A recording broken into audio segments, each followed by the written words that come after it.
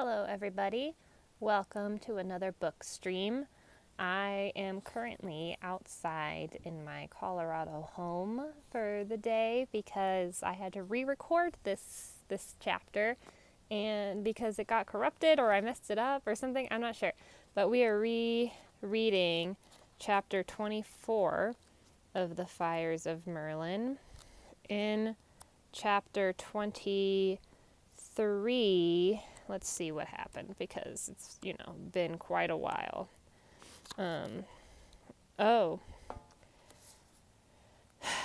So Halia and Merlin were in a small town in the mountains, and they were seeking the source of the crevices. And Halia had a knife pressed against her throat, but it turned out it was Carefree. And then Halia said that she was coming with Merlin to the mountain to find the crevices and solve and get rid of them because she could navigate the paths. So let's read chapter 24 called The Climb. Hopefully everybody can hear me okay, and this mic is good. And all right, 24, The Climb. Anyone who could have seen through the sheets of rain that night might have glimpsed two figures dashing from the ruins of the tumbled hut, at first on 2 legs, then on 4. At the start, I felt only my own wetness and the weight of my sopping tunic and drenched boots. Then, seconds later, the weight began to fall away. I felt warmer and drier than I had all day long. The floppy tunic dissolved, replaced by coarse, thick fur. The boots disappeared, changed into sturdy hooves. My back lengthened, as did my neck. The pounding rain joined with a new and deeper pounding. Racing across the soaked field, I spotted a pair of sheep ahead. I did not go around them, as I would have only a moment before. Instead, I leaped from the turf and sailed over them, as easily as a drifting cloud.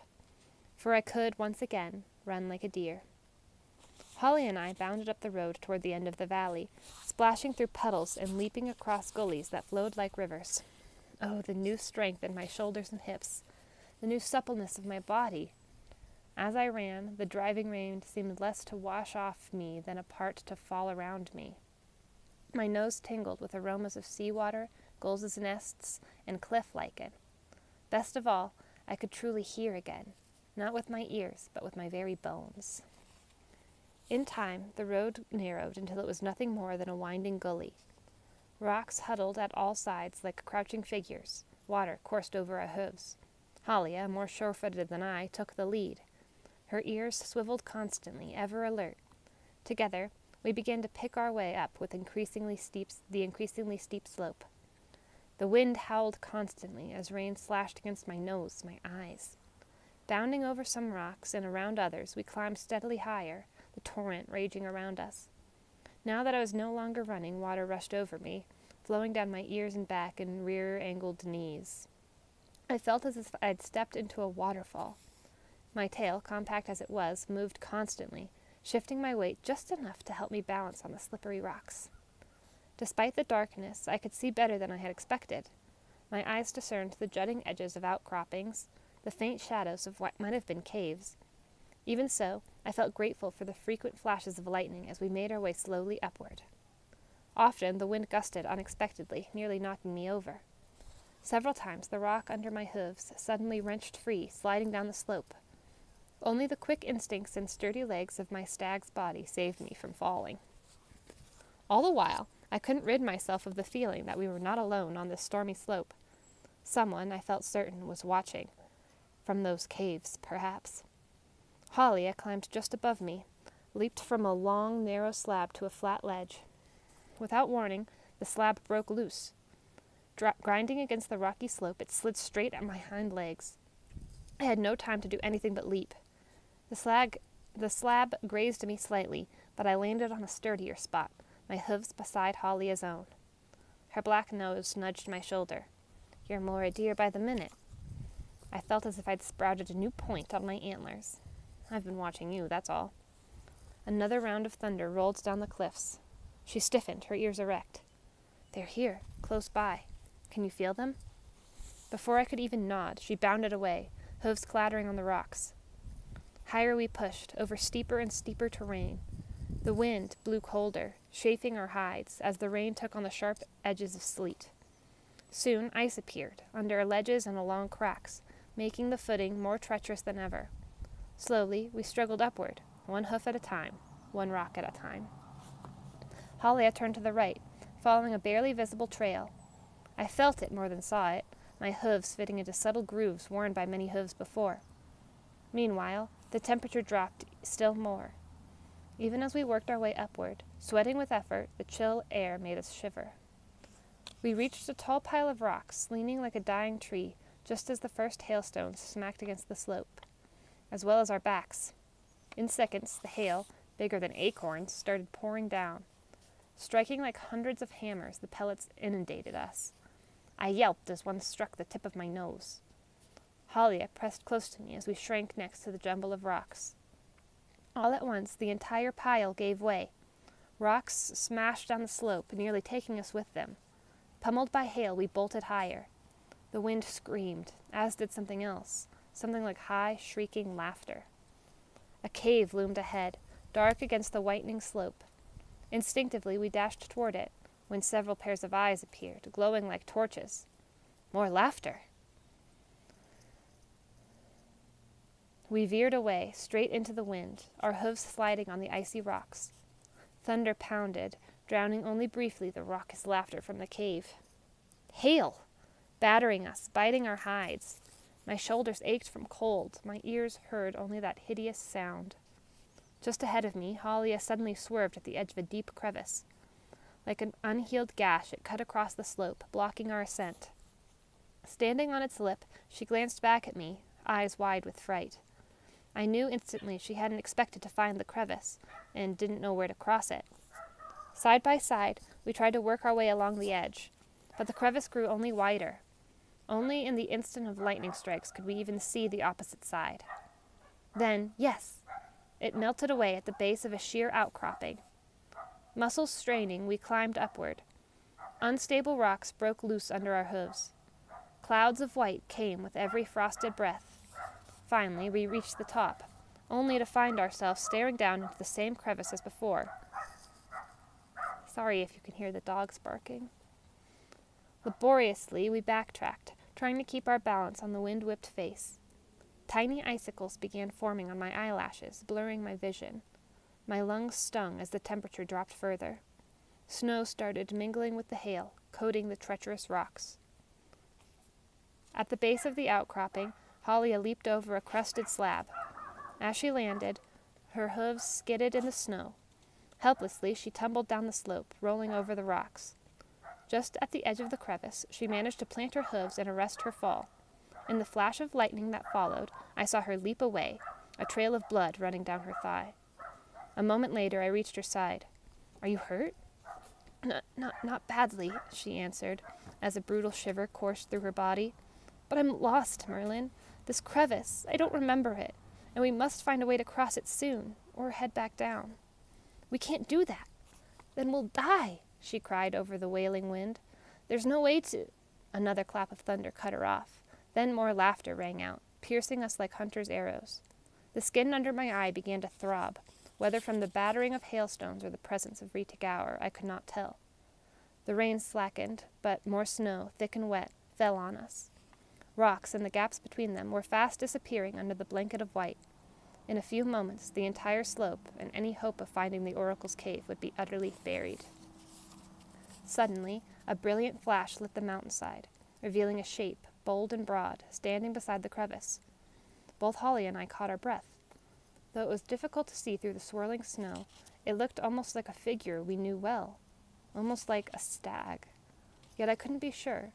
Were those antlers atop its head, or horns, or something else entirely? Before the lightning vanished, the figure turned and charged off, skirting the edge of the crevice. "Aramon!" cried Halia, leaping after him. "Wait!" I called. "It could be just a trick!" But the doe paid no heed. She bounded off, cutting through the swelling drifts. I ran behind, following her tracks, only hoping we weren't chasing death itself. Along the edge we raced, Sometimes we veered so close that I could hear rocks, kicked loose by our hooves, skittering down into the depths. The crevice, even in lightning, showed only shadows, and no place narrow enough to cross. And as the snow deepened, so did my fears. If the wicked spirits meant to trap us, to strand us without any hope of finding our way, this was just the way to do it. Abruptly, Halia stopped.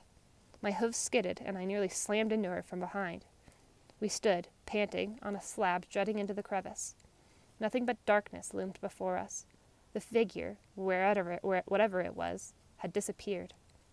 "Where," I huffed, "did it go?" "Ahriman. I'm sure it was him. He jumped from this spot, then vanished." I shook the snow off my rack and leaned into the dark abyss.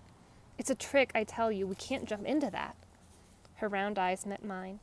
"There's a ledge over there, I'm sure. That's why he jumped when he did. Come, it's our only chance." "No!" I stamped my hoof. "It's madness." Ignoring me, she crouched, shuddered once, and sprang. Her legs exploded. Her long neck stretched forward. Snow spewed my face as she faded into darkness. I heard a thud, then nothing. "Halia!" "Your turn," came her cry at last, her voice nearly smothered by the storm. "Come, Merlin." I crouched, my heart slamming against my ribs. I tried not to look down, but couldn't help myself. The shadows within the crevice seemed to reach for me, to snatch at me. I can't. It's too far." "You can. You're a deer." A shiver ran up my flank. "But I can't see the other side." Another gust of snow slapped me, almost throwing me off the edge. Under my hooves, the slab teetered, ready to fall at any instant. Without thinking, I pushed off with all my strength. I flew through the air, suspended by nothing but whirling snow, and landed with a thump on a ledge beside Halia. Her shoulder rubbed against my own. "You flew, really flew, like the young hawk of your name." As lightning again seared the sky, I raised my eyes toward the cliffs. For the first time since the storm began, I could see their outlines, thrusting upward like enormous icicles.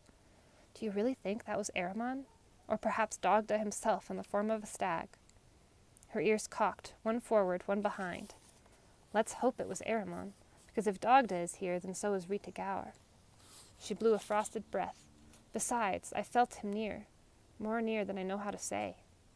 My head beside hers, I whispered, "Then it must have been him." More lightning. I turned back to the cliffs, gleaming from the flash. They were completely roped in white, but for the dark spots of caves. The storm, I observed, might be letting up. "You may be right." She peered through the thinning veil of snow at the slopes above. "Come, I think I know where we are now." She bounded off, following a slight indentation in the snow. Picking our way through the drifts, kicking away clumps of ice with our hooves, we moved higher into the crags. From somewhere overhead I heard the faint cry of a kittiwake. At the next blaze of lightning, I thought I glimpsed one of the birds swooping out of the clouds just above us. At that instant, the wind shifted. As it flowed over us, it carried a new smell. Smoke. Sulphurous smoke. And also a new sound. An eerie, warbling sound. Half sighing, half wailing. A shudder ran through my long body. More spirits. Halia froze, as rigid as the rocks. Her ears pricked, then rotated slightly. That sound. It's so different from that horrid laughing. It could still be them. Or it could be the oracle. All at once, she darted higher on the slope. First, so fast I could barely keep up with her, chips of ice broke under our hooves, while snow sprayed in our wakes. Relentlessly, we pushed up the cliffs. All the while, the haunting sound drifted toward us, now louder, now softer. A wave of fog, smelling of sulphur, swept down the mountain. Like a phantom avalanche, it rolled over us, burying us completely. Although I kept climbing, I could no longer see Halia. She had faded away, just like I realized the eerie wailing. I started to call for her, when suddenly I bumped into her flank. She turned sharply. We must have passed it. Quickly, she led us back down the slope, pausing only to sniff the air or swivel her ears one way or another. Gradually, the sound grew louder, closer. All at once, she halted. The fog before us parted, revealing a feeble glow among the whitened rocks. A cave. Unlike the others we had seen, this one seemed to be lit from within. Or was that just an illusion? What unnerved me even more, though, was the continuous wailing that poured out of its bowels. For a long moment we stood there, listening. There could be no doubt, I knew with a shiver. The sound came not from the wind, nor from sliding rocks, but from voices. Pained, tormented voices. All right, that is the end of chapter 24, my friends. So continue on to chapter 25, and I will see you tonight. Bye.